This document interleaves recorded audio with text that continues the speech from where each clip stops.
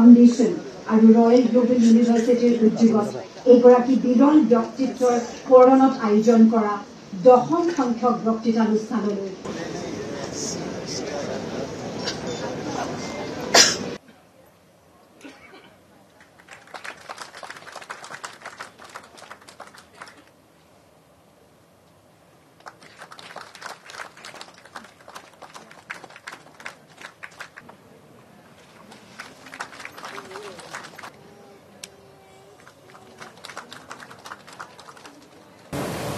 छोटे छोटे गांव में खोल दें स्कूल जी, 5 ठो कक्षा आए 1 ठो गुरु जी। छोटे छोटे गांव में खोल दें स्कूल जी, 5 ठो कक्षा आए 1 ठो गुरु जी।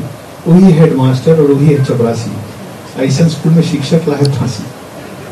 जे दिन बच्चा मन आए वो दिन शिक्षक मन नहीं आए, जे दिन शिक्षक मन आए वो दिन बच्चा मन नहीं आए, जे दिन दोनों आए वो दिन छुट्टी। गैलीलियो एक व्यक्ति थे, नाम सुना होगा आप लोगों ने, है ना? जब वो यूरोपियन कंट्रीज में ये बोलना उन्होंने शुरू किया था कि सूरज बीच में है, अर्थ उसके गोल गोल घूम रहा है और अर्थ फ्लैट नहीं होता, गोल होता है।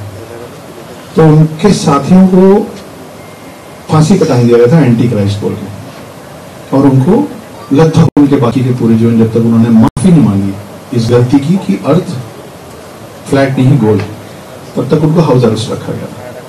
जब वहां पे ये सब हो रहा था तो भी हमारे देश में ज्योग्राफी को भूगोल ही कहते थे हिंदी में।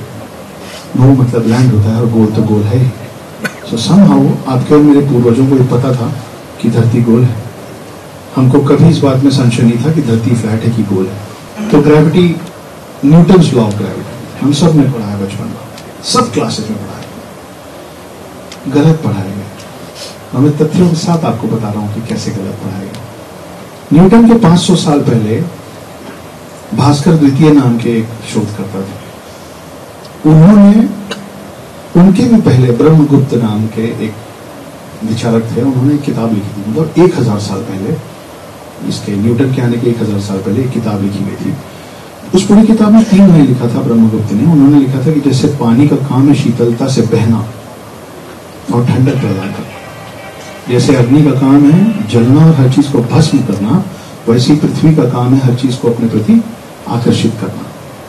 बड़ी सी किताब में 3 लाइन। वो किताब लिख के चले गए, देहांत हो गया उनका। उसके 500